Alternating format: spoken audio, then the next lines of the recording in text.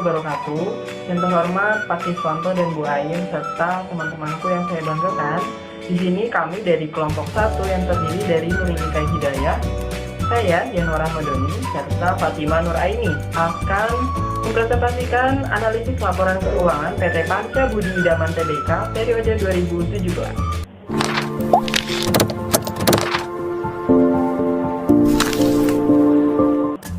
Untuk yang pertama, kita akan mengenal PT Panca Budi Idaman Tbk itu sendiri.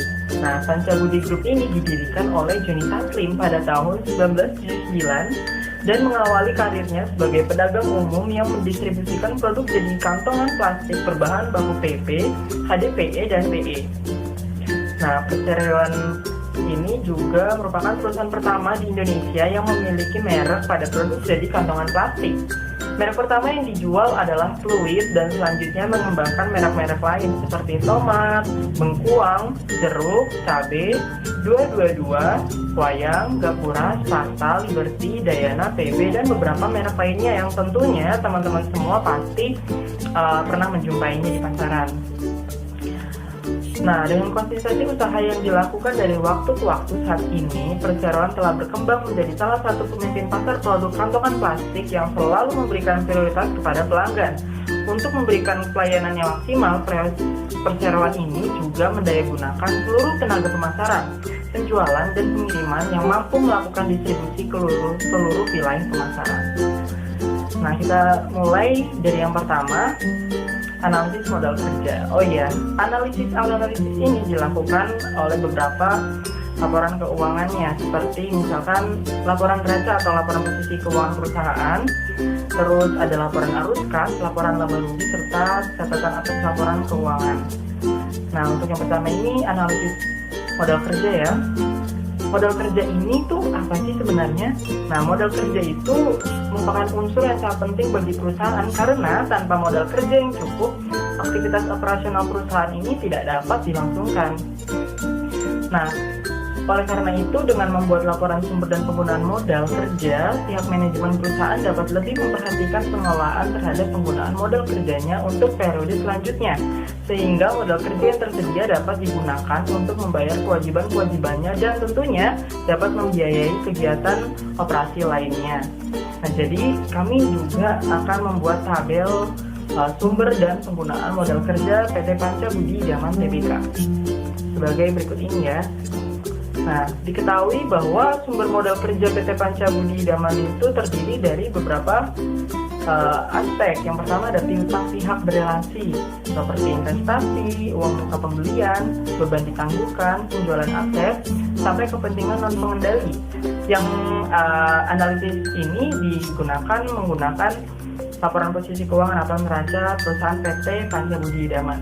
Sehingga diketahui bahwa jumlah sumber modal kerjanya itu 563 juta sekian. Lalu ada penggunaan modal kerja. Penggunaan modal kerja ini ternyata dari pembelian aset tetap, lalu ada aset pajak tangguhan, sampai surplus penilaian kembali aset tetap sejumlah 40 juta sekian ya, serta jumlah penggunaan modal kerjanya. Nah, dari sumber modal kerja dan penggunaan modal kerja ternyata diketahui kenaikan sejumlah 516 juta sekian. Yang ini menandakan bahwa modal kerja milik PT Panca Budi Idaman ini mengalami surplus, yang mana sumber modal kerja terbesar berasal dari agio saham dan saldo laba, sedangkan penggunaan modal kerja terbesar digunakan untuk pembelian tetap. Dan kita dapat menyimpulkan bahwa modal kerja PT Panca Budi Idaman Tbk dapat dikatakan cukup baik, sehingga memungkinkan perusahaan tersebut untuk dapat beroperasi dengan lebih efisien dan efektif karena tidak ada kesulitan dengan untuk memperoleh barang atau jasa yang dibutuhkan untuk kegiatan operasional perusahaan. Untuk analisis selanjutnya akan disampaikan oleh rekan saya Nurika Hidayah. Kepadanya saya persilakan. Baik, untuk yang selanjutnya akan dijelaskan oleh saya Nurika Hidayah. Analisis yang pertama yaitu ada analisis rasio.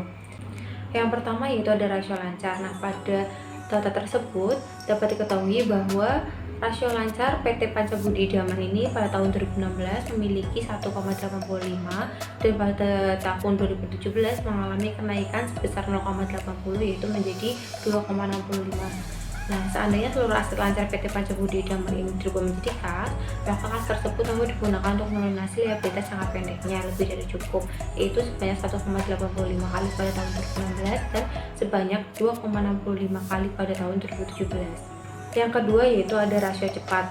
Dari data analisis tersebut dapat diketahui bahwa rasio cepat PT Panca Budi Idaman ini pada tahun 2016 memiliki 1,12, pada tahun 2017 mengalami kenaikan sebesar 0,49 menjadi 1,61. Tanpa persediaan dijadikan kas pun, PT Panca Budi Idaman ini masih mampu untuk melunasi liabilitas jangka pendeknya lebih dari cukup, yaitu sebanyak 1,61 kali. Yang selanjutnya ada rasio solvabilitas ekuitas. Nah, dari data analisis yang kami lakukan dapat diketahui bahwa rasio solvabilitas ekuitas PT Panca Budi Idaman Tbk ini pada tahun 2016 sebesar 0,71 dan pada tahun 2017 mengalami penurunan sebesar 0,33 menjadi 0,38. Artinya setiap 0,38 utang perusahaan PT Panca Budi Idaman ini mampu dijamin oleh Rp1 ekuitas perusahaan yang dimiliki. Yang selanjutnya ada rasio solvabilitas aset. Nah, dari data hasil analisis di atas diketahui bahwa rasio solvabilitas aset PT Panca Budi Idaman Tbk ini pada tahun 2016 sebesar 0,42 dan pada tahun 2017 mengalami penurunan sebesar 0,14 menjadi 0,28. Jadi, dapat disimpulkan bahwa setiap 0,28 utang yang dimiliki mampu dijamin oleh Rp1 aset perusahaan. Kemudian ada rasio perputaran persediaan. Dari data tersebut dapat diketahui pada tahun 2016 perusahaan memiliki rasio perputaran persediaan sebesar 8,51 dan pada tahun 2017 perusahaan mengalami penurunan sebesar 0,99 menjadi 7,52. Nah, angka tersebut menunjukkan bahwa rata-rata persediaan keluar masuk dalam gudang sebanyak 7,52 kali dalam setahun.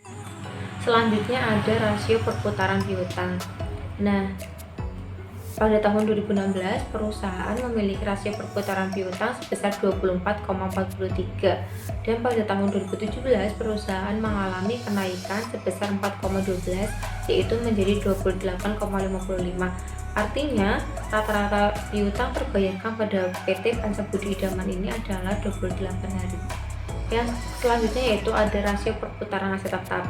Dari hasil analisis dapat kita lihat bahwa pada tahun 2016 rasio perputaran aset tetap perusahaan memiliki 5,77 dan pada tahun 2017 perusahaan memiliki 6,05 di mana perusahaan mengalami kenaikan sebesar 0,28. Artinya, angka tersebut menunjukkan bahwa setiap aset PT Panca Budi Idaman Tbk ini mampu menghasilkan penjualan sebesar 6,05 kali dalam setahun. Kemudian ada rasio perputaran total aset. Dari hasil analisis pada tahun 2016, PT Panca Budi Idaman ini memiliki rasio perputaran total aset sebesar 2,34 dan kemudian pada tahun 2017 perusahaan mengalami penurunan sebesar 0,43 menjadi 1,91. Penurunan tersebut menunjukkan bahwa PT Panca Budi Idaman ini belum efisien dalam menggunakan seluruh aset untuk menghasilkan penjualan. Hal ini dibuktikan dengan rasio perputaran total aset yang menurun. Hal yang harus dilakukan oleh perusahaan yaitu manajemen harus mengevaluasi strategi pemasarannya dan pengelolaan modalnya atau investasi. Kemudian ada rasio utang terhadap ekuitas. Nah, dari tabel analisis dapat diketahui bahwa pada tahun 2016 PT Panca Budi Idaman ini memiliki rasio utang terhadap ekuitas sebesar 0,71 dan kemudian pada tahun 2017 perusahaan mengalami penurunan sebesar 0,33 menjadi 0,38. Angka tersebut menunjukkan bahwa PT Panca Budi Idaman ini memiliki DHR yang ideal yaitu di bawah 1. Yang selanjutnya yaitu ada rasio utang terhadap aktiva. Dari tabel tersebut menunjukkan bahwa pada tahun 2016 PT Panca Budi Idaman Tbk memiliki rasio utang terhadap aktiva sebesar 0,42 dan pada tahun 2017 perusahaan mengalami penurunan sebesar 0,14 menjadi 0,28. rasio yang dimiliki perusahaan itu di bawah 0,5, yang artinya sebagian besar aset perusahaan bukan dari hutang, namun dari ekuitas atau modal, sehingga PT Pancabudi Idaman Tbk memiliki tingkat risiko yang rendah untuk membayar hutang. Kemudian ada rasio times interest earners atau TIE. Nah, tabel analisis di atas menunjukkan bahwa PT Pancabudi Idaman ini pada tahun 2016 memiliki TIE sebesar 121,33, dan kemudian pada tahun 2017 perusahaan mengalami kenaikan sebesar 17,30 menjadi 138,63. Rasio di atas dapat diimplementasikan bahwa perusahaan mempunyai laba sebelum bunga dan pajak yang besarnya 138,63 kali beban bunga. Yang selanjutnya yaitu ada operating margin. Nah, tabel di atas menunjukkan bahwa PT Pancabudi Idaman ini memiliki operating margin sebesar 5,77% pada tahun 2016. Nah, kemudian pada tahun 2017 perusahaan mengalami kenaikan sebesar 2,86% menjadi 8,62%. Dari perhitungan di atas dapat terlihat bahwa PT Pancabudi Idaman ini memperoleh laba operasi dari setiap penjualan perusahaan sebesar 8,62%. Yang kemudian ada profit margin. Nah, dari tabel analisis yang kami lakukan pada tahun 2016, perusahaan memiliki profit margin sebesar 4,37%. Dan pada tahun 2017 mengalami kenaikan sebesar 2,03% menjadi 6,40%. Dari perhitungan tersebut dapat terlihat bahwa PT Pancabudi Idaman ini memperoleh laba neto dari setiap penjualan perusahaan sebesar 6,40%. Selanjutnya yaitu ada ROA. Pada tabel analisis tersebut diketahui pada tahun 2016 PT Pancabudi Idaman ini memiliki ROA sebesar 10,23%. Pada tahun 2017 perusahaan mengalami kenaikan sebesar 2,01% menjadi 12,24%. Dari perhitungan ROA dapat terlihat bahwa manajemen menghasilkan laba neto sebesar 12,24% dari penggunaan seluruh total aset yang dimiliki perusahaan. Sehingga manajemen harus melakukan suatu kebijakan untuk mempertahankan dan meningkatkan kembali hasil ROA tersebut. Kemudian ada ROE. Nah, dari tabel analisis menunjukkan bahwa pada tahun 2016 PT Pancabudi Idaman ini memiliki ROE sebesar 17,49%. Kemudian pada tahun 2017 mengalami penurunan sebesar 0,58% menjadi 16,91%. Dari perhitungan ROE dapat terlihat bahwa manajemen baru menghasilkan laba neto sebesar 16,91% dari penggunaan seluruh modal atau ekuitas yang diberikan investor. Hal ini mencerminkan perusahaan sudah efektif untuk memberikan pengembalian ke pemegang saham. Yang selanjutnya yaitu ada BEP. Nah, dari data hasil analisis tersebut dapat dilihat bahwa pada tahun 2016 PT Pancabudi Idaman ini memiliki rasio BEP sebesar 13,50%. Nah, selanjutnya pada tahun 2017 perusahaan mengalami kenaikan rasio BEP sebesar 3,01% menjadi 16,51%. Jadi dapat diimplementasikan bahwa aset PT Pancabudi Idaman Tbk ini sudah bisa menghasilkan laba sebesar 16,51%. Teknik analisis yang selanjutnya yaitu ada analisis DuPont. Nah, kegunaan teknik analisis DuPont ini yaitu untuk mengetahui sejauh mana kinerja keuangan perusahaan pada PT Pancabudi Idaman Tbk. Maka berikut dengan perhitungan analisis DuPont yang komponen perhitungan berasal dari laporan keuangan yaitu neraca dan laporan laba rugi. Yang pertama ada aset turnover. Nah, berdasarkan tabel hasil analisis di atas, maka dapat diketahui aset turnover tahun 2016 adalah 2,34 kali. Artinya perusahaan mampu memutar aset Rp1 sebanyak 2,34 kali dalam penjualan. Pada tahun 2017, perusahaan mengalami penurunan sebesar 0,43 kali menjadi 1,91 kali. Hal tersebut disebabkan karena kenaikan penjualan lebih rendah daripada kenaikan total aktiva. Untuk yang kedua yaitu ada net profit margin. Net profit margin tahun 2016 menunjukkan angka 7,14% yang menggambarkan bahwa penjualan sebesar Rp1 perusahaan memperoleh laba bersih sebanyak 0,0714. Pada tahun 2017, perusahaan mengalami kenaikan sebesar 2,16% menjadi 9,30%. Hal tersebut diakibatkan oleh kenaikan laba bersih yang diakibatkan kenaikan penjualan. Return on investment pada tahun 2016 menunjukkan angka 16,72%, yang artinya bahwa perusahaan mampu mengelola setiap aset Rp1 untuk menghasilkan keuntungan sebesar 0,1672. Pada tahun 2017 mengalami kenaikan sebesar 1,07% menjadi 17,80%. Hal tersebut disebabkan karena aset turnover mengalami penurunan dan net profit margin mengalami kenaikan. Equity multiplier. Nah, hasil perhitungan analisis menunjukkan pada tahun 2016 angka 1,7 kali, yang artinya besarnya aktiva yang dibiayai oleh hutang sebesar 1,71 kali. Pada tahun 2017 mengalami penurunan yaitu 0,33 kali menjadi 1,38 kali. Hal tersebut terjadi karena adanya kenaikan total aktiva dan kenaikan total ekuitas. Return on equity pada tahun 2016 menunjukkan angka 28,60%, yang artinya tingkat pengembalian bisnis atau seluruh modal yang ada adalah sebesar 28,60%. Pada tahun 2017 mengalami penurunan sebesar 4,01% menjadi 24,59%. Hal tersebut diakibatkan karena equity multiplier mengalami penurunan. Nah, sekian penjelasan dari saya. Untuk analisis yang selanjutnya akan dijelaskan oleh teman saya, Fatimah Nuraini. Terima kasih. Saya Fatimah Nuraini akan melanjutkan pembahasan ke analisis BEP atau break even point. Break even point atau titik impas adalah volume penjualan di mana jumlah pendapatan dan jumlah bebannya sama. Tidak ada laba maupun rugi bersih. Total cost sama dengan total revenue. Komponen BEP itu sendiri adalah yang pertama ada biaya variabel atau variable cost, atau biaya per unit yang jumlahnya tergantung pada tindakan volume produksinya. Yang kedua ada harga jual atau price cost, merupakan harga jual per unit dari sebuah produk. Yang ketiga ada biaya tetap atau fixed cost, yaitu biaya atau pengeluaran yang dilakukan oleh perusahaan tanpa tergantung pada perubahan kuantitas barang atau jasa yang dihasilkan.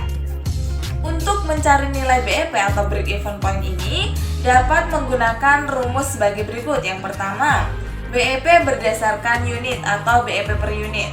Rumusnya adalah BEP unit sama dengan fixed cost dibagi price dikurangi variable.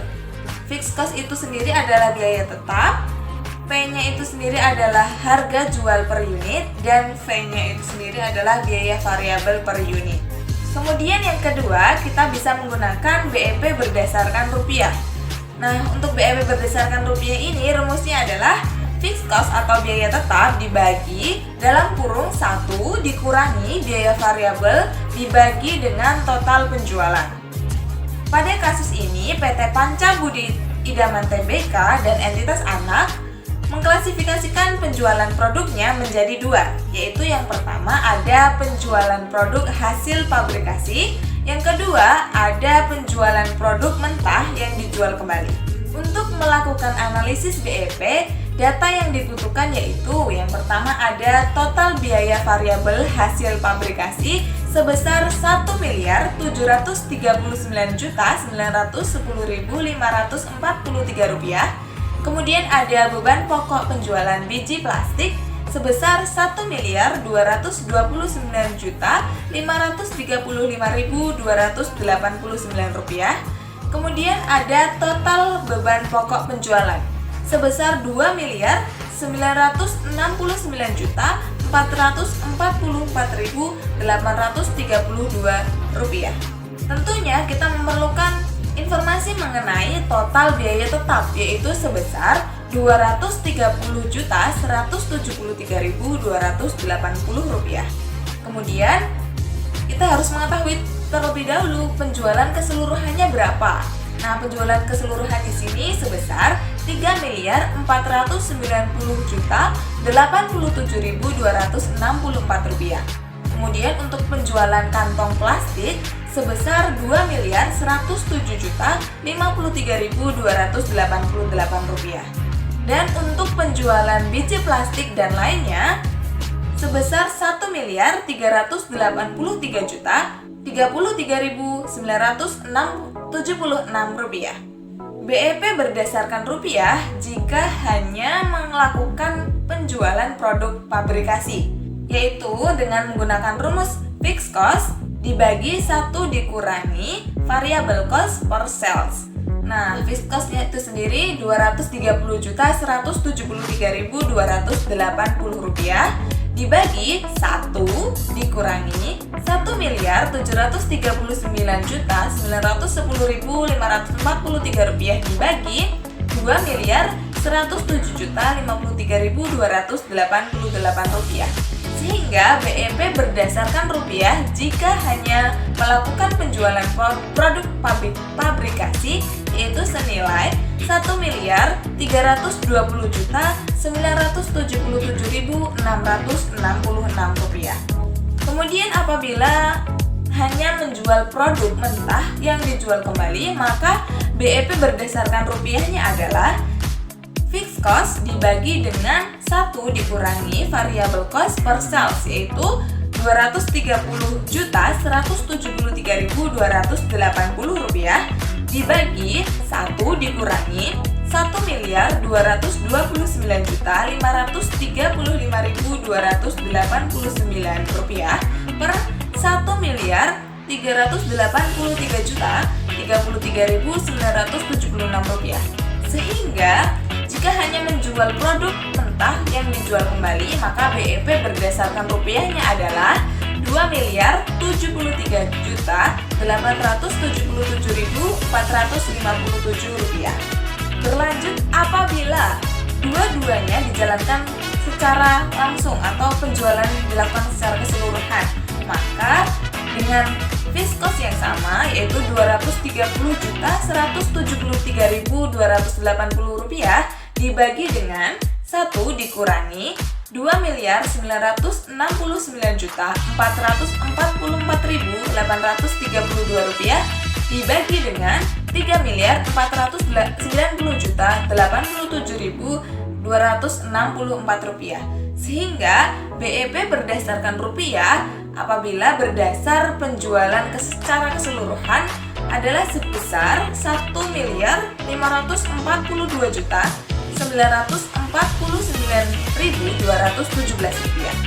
Dari hasil perhitungan yang saya jelaskan tadi, dapat diketahui bahwa yang pertama, apabila perusahaan hanya fokus menjual dan memproduksi kantong plastik saja, maka penjualan minimal yang harus dicapai adalah Rp1.329.977.666. Yang kedua, apabila perusahaan berfokus pada penjualan produk mentah, yakni biji plastik dan lainnya, maka perusahaan minimal melakukan penjualan sebesar Rp2.877.457 agar tidak mengalami kerugian.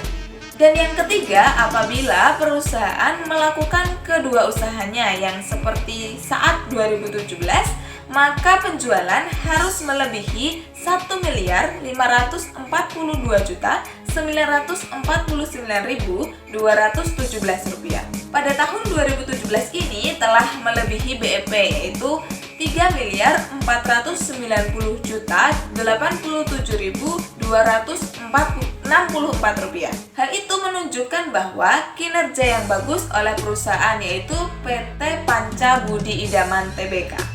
Oke, kemudian kita beralih ke analisis common size. Analisis ini merupakan analisis yang disusun dengan menghitung persentase dari rekening dalam laporan laba rugi dengan proporsi dari total penjualan dan rekening di laporan posisi keuangan atas proporsi dari total aktiva atau pasiva. Melakukan analisis common size dengan membuat persentase per komponen setiap elemen laporan keuangan dapat dihitung dengan rumus sebagai berikut. Yang pertama, apabila di neraca yaitu aktiva. Nah, rumusnya adalah akun aktiva dibagi total aktiva dikalikan dengan 100%. Kemudian apabila di neraca pada kolom pasiva, maka rumusnya adalah akun pasiva tersebut dibagi dengan total pasifanya dikalikan 100%. Kemudian apabila di laporan laba rugi, maka akun laba rugi tersebut dibagi dengan total penjualan dikalikan dengan 100%. Dari hasil analisis common size pada laporan keuangan PT Panca Budi Idaman Tbk dapat diketahui bahwa yang pertama, ada peningkatan atas kas dan setara kas sebesar 15,87%, menandakan bahwa kinerja PT Panca Budi Idaman Tbk yang membaik dari tahun 2016 ke 2017. Kinerja yang seperti ini yang sebaiknya dipertahankan agar keberlangsungan usaha perusahaan menjadi lebih baik.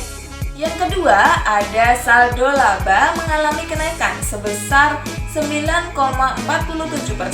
Hal ini tentunya dikarenakan kapasitas penjualan perusahaan juga naik. Yang ketiga, ada penjualan pada PT Panca Budi Idaman Tbk yang mengalami kenaikan, ditambah lagi beban pokok penjualan terhadap jumlah penjualan dari tahun 2016 ke 2017 yang turun menjadikan laba yang mengalami kenaikan pula. Yang keempat, ada perusahaan harus mempertahankan kinerja paling tidak sama seperti tahun 2017. Ini agar keberlangsungan usaha perusahaan bisa terjamin dengan baik. Kemudian yang kelima, rasio piutang terhadap aset lancar juga mengalami kenaikan. Tentunya dipengaruhi oleh penjualan yang meningkat pula. Yang keenam, ada rasio aset lancar perusahaan juga mengalami kenaikan yang signifikan hingga mencapai 11,26%. Hal ini tentu dikarenakan adanya peningkatan pada kas, piutang, dan aset lancar lainnya. Oke, kita beralih ke analisis time series forecasting. Perakiraan atas akun atau variabel tertentu yang berdasarkan dari waktu ke waktu dengan berbasis data masa lalu. Itulah yang disebut dengan analisis time series forecasting. Pada kasus ini, analisis dilakukan pada akun penjualan. Hal ini dinilai dapat menjadi alat untuk memprediksi bagaimana penjualan pada tahun berikutnya dengan membandingkan pada penjualan perusahaan sebelumnya. Selain itu, dalam analisis ini disediakan juga data penjualan dari perusahaan lain yang kemungkinan menjadi kompetitor bagi PT Panca Budi Idaman Tbk, sehingga nantinya manajemen dapat mengambil keputusan untuk meningkatkan volume produksinya untuk melakukan penjualan yang lebih banyak. Nah, dilihat dari data berikut, kita dapat mengetahui prediksi untuk tahun 2018 dengan menggunakan rumus penjualan tahun 2017 dikalikan dengan penjualan tahun 2017 per penjualan tahun 2018 ditambah penjualan tahun 2016 bagi dengan penjualan tahun 2016. Kemudian keseluruhan itu dibagi 2. Nah, berikut ini diagram dari tabel penjualan tahun 2015, 2016, 2017 dan prediksi untuk tahun 2018. Untuk kesimpulan dari analisis time series forecasting ini, yang pertama ada konsistensi dari kenaikan penjualan tahun 2015, 2016, dan 2017 menunjukkan kestabilan usaha perusahaan yang memungkinkan untuk melakukan peningkatan penjualan pada tahun berikutnya, yaitu tahun 2018. Yang kedua, terjadi kenaikan penjualan yang konsisten pada setiap perusahaan, yaitu pada setiap tahunnya. Yang ketiga, melakukan peningkatan pada penjualan tentunya membutuhkan produk yang lebih banyak. Sehingga untuk mencapai sesuai prediksi yang diharapkan, maka perusahaan membutuhkan peningkatan volume produksinya. Diimbangi dengan marketing yang baik agar produk yang dihasilkan terjual dengan baik dan menjadikan keuntungan yang lebih tinggi bagi perusahaan, yaitu PT Panca Budi Idaman Tbk. Demikian yang dapat saya sampaikan. Selanjutnya akan disampaikan oleh Yanuar Ramadhani. Kepada Yanuar dipersilahkan. Nah, analisis selanjutnya ialah analisis arus kas. Pengelolaan kas merupakan aktivitas utama dari bagian keuangan perusahaan karena kita dapat mengetahui berapa saldo kas yang dimiliki perusahaan dan juga saldo kas sangat penting untuk memutar roda bisnis perusahaan setiap harinya dan dapat menutupi ketimpangan penerimaan dan pengeluaran kas. Dalam menganalisa laporan arus kas, perusahaan akan dibedakan berdasarkan aktivitasnya, yaitu arus kas dari aktivitas operasi, arus kas dari aktivitas investasi, dan arus kas dari aktivitas pendanaan. Analisis ini juga memperjelas kenaikan dan penurunan bersih kas setara kas selama satu periode. Nah, untuk laporan arus kas pada PT Panca Budi Idaman ini menggunakan metode langsung, di mana melaporkan sumber-sumber dari kas operasi dan pemakaian kas operasi.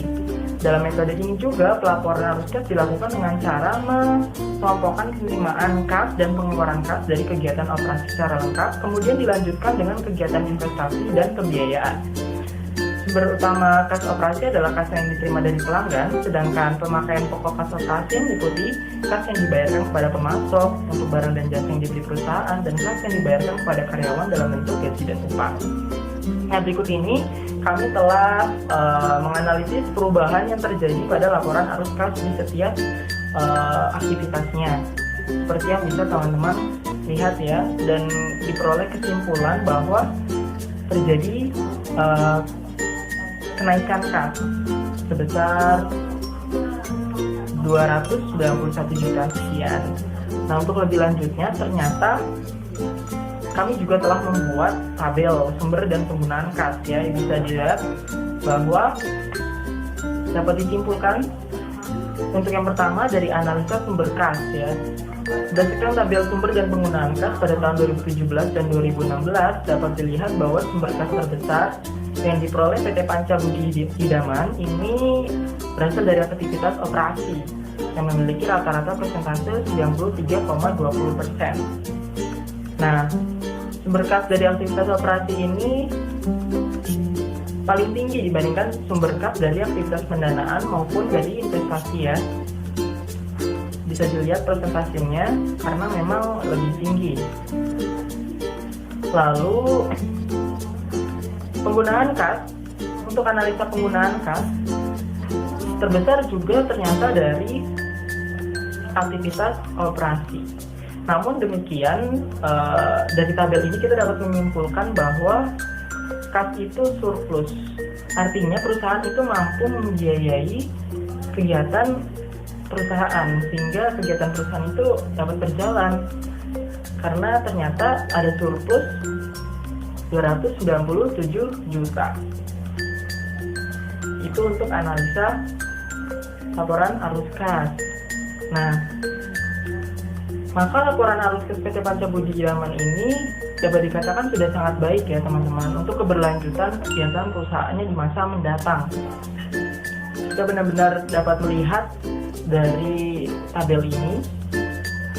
Nah, yang tadi itu merupakan analisis laporan arus kas. Selanjutnya ialah analisis cross-sectional, di mana analisis ini itu memperbandingkan dengan perusahaan atau industri sejenis. Nah, manfaatnya apa sih? Yang pertama, untuk melihat prestasi perusahaan ini relatif terhadap industri. Lalu yang kedua, ada menentukan bonus bagi manajemen perusahaan yang ditentukan berdasarkan keuntungan perusahaan relatif terhadap industri. Nah, untuk memperbandingkan industri tersebut, pada dasarnya harus mempunyai satu atau beberapa elemen yang sama, seperti pertama, kesamaan dalam jenis bahan baku atau supplier. Yang kedua, kesamaan dari sisi permintaan, dan yang ketiga ialah kesamaan dalam atribut keuangan. Analis juga bisa menggabungkan ketiga atribut di atas, misalkan antar perusahaan sejenis yang mempunyai aset yang hampir sama. Nah, pada kesempatan ini kelompok kami menghadirkan 4 perusahaan manufaktur lain yang sejenis usahanya dengan PT Panca Budi Idaman dengan variabel pembanding pada tabel berikut, yakni ada ROE, PM atau profit margin, lalu ada current ratio, lalu ada ROA. Nah, dari tabel ini dapat kita simpulkan bahwa PT Panca Budi Idaman Tbk memimpin persentase elemen dalam variabel di industri manufaktur plastik kemasan. Hal ini terjadi bisa saja karena beberapa faktor seperti luas jangkauan penjualan produk masing-masing perusahaan atau tren penjualan yang terjadi. Nah, dapat kita simpulkan bahwa hal ini menandakan PT Panca Budi Idaman Tbk mampu menjadi leader perusahaan sejenis, serta keberlangsungan dan eksistensi perusahaan untuk terus tumbuh dan berkembang sangat signifikan baik. Nah, itulah dari analisis cross-sectional. Lalu selanjutnya ialah analisis kebangkrutan. Analisis ini untuk menganalisis apakah perusahaan ini dalam kondisi baik atau dapat terjadi kebangkrutan atau kepailitan. Nah, dalam analisis ini kita menggunakan model Altman Z-score, di mana model ini ditemukan oleh Edward L. Altman, memiliki beberapa elemen, yakni ada 5. Yang pertama ada working capital to asset, lalu yang kedua ada retained earnings to total asset, yang ketiga ada earning before interest and taxes to total asset, lalu yang keempat ada market value of equity to book value of debt, lalu yang kelima ada sales to total asset. Sehingga diperoleh kesamaannya Z sama dengan 1,2 kali X1 ditambah 1,4 kali X2 ditambah 3,3 kali X3 ditambah 0,6 kali X4 dan ditambah 1 kali X5. Nah, kesamaan ini digunakan untuk memprediksi kebangkrutan pada perusahaan manufaktur yang telah go public.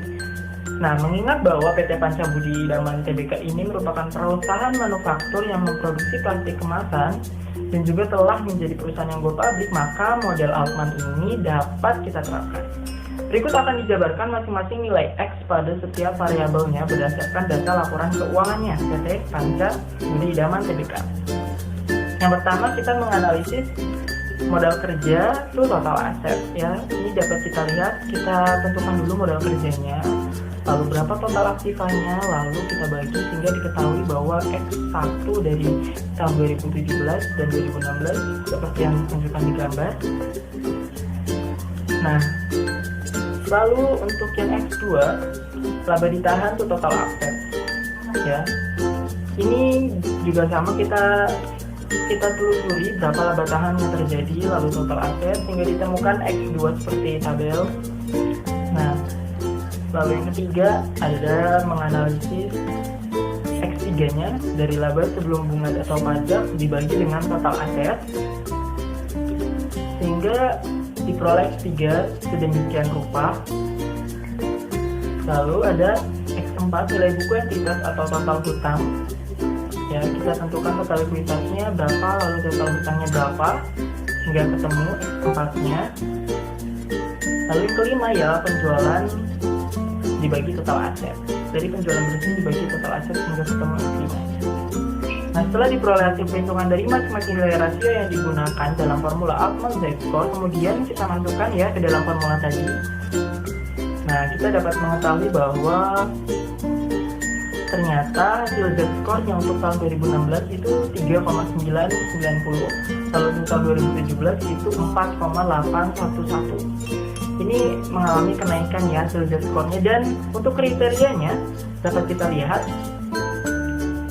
kalau Z-score-nya itu lebih dari 2,9 itu perusahaan tidak bangkrut alias perusahaan sehat. Lalu jika daerah rawan bangkrut itu terjadi apabila Z-score-nya di antara 1,2 sampai 2,90. Lalu bangkrut jika Z-score-nya kurang dari 1,2. Nah, tadi kan hasil Z-score-nya itu di atas 2,9 baik kan 2016 maupun 2017, sehingga dapat dikatakan bahwa PT Panca Budi Idaman ini pada tahun itu tuh perusahaan memiliki nilai Z-score yang baik, di mana tadi Z-score-nya di atas 2,9 dan dapat dikatakan bahwa perusahaan tersebut dikategorikan sehat. Nah, demikianlah analisis laporan keuangan yang kelompok kami sajikan mengenai perusahaan PT Panca Budi Idaman Tbk. Semoga dapat bermanfaat bagi kita semua. Mohon maaf apabila ada kesalahan kata. Kurangnya sekali lagi kami mohon maaf. Wabillahi taufiq wa hidayah. Wassalamualaikum warahmatullahi wabarakatuh.